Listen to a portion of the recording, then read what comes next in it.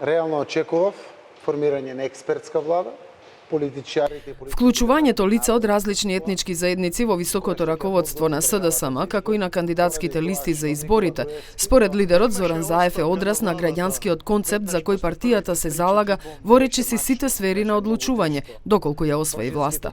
Ние одиме со граѓански концепт.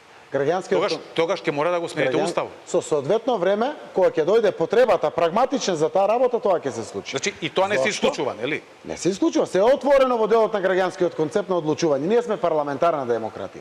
Парламентот е тој што е конечен во своите одлуки, тој формира влада и тој разрешува влада.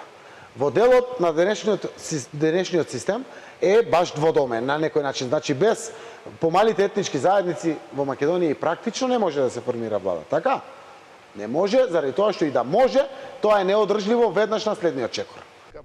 Запрашан што ќе стори за отклонување на децениското чувство на нерамноправност кај албанците во Македонија, Заев посочи дека ќе се заложи сите да ја сакаат земјата, но и државата еднакво да одговори кон потребите на сите за развој, вработување, почитување.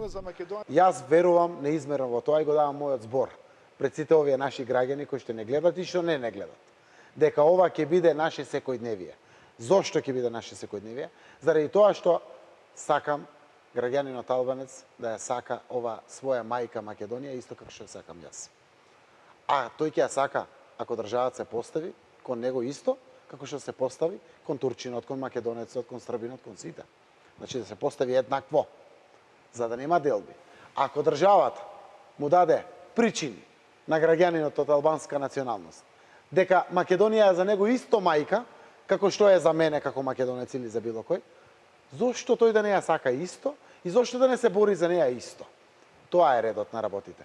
Ако тоа така поставено, тогаш може да има успех. Гостите во Клик Плюс, политичките аналитичари Исмет Рамадани, Виса Радеми и Имер Исмаили, го потсетија Заев на едно од неговите предизборни ветувања, дека албанскиот јазик ќе се употребува на територијата на цела Македонија. Според него, ова прашање треба да се остави на волјата на луѓето и нивните потреби.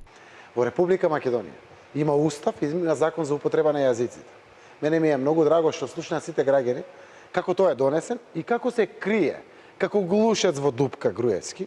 Зошто? За да не губел политички поени кај македонците. Јас денеска отворено зборувам по оваа прашање. Некои викаат: ало, пред избори си, ќе изгубиш македонски гласови. Па кој е грдо лицето на македонецот, што е важно? Ќе дојдат и други избори, ќе дојдат и други политичари. Сега му е мајка да ги отвориме овие теми. Без било какви предрасуди. Во време на сиромаштија, најсиромашен народ имаме на свет, а имаме најбогатата партија на свет. Тоа е многу актуелно. Ние зборуваме кој како ќе го употребил јазикот. Заев беше категоричен дека најголем број, околу 70% од избришаните гласачи на избирачкиот список по проверките од Државната изборна комисија се македонци, а не албанци, како што сметаа некои од гостите во студиото. Е со собир на граѓани во секое село, во сите урбани заедници.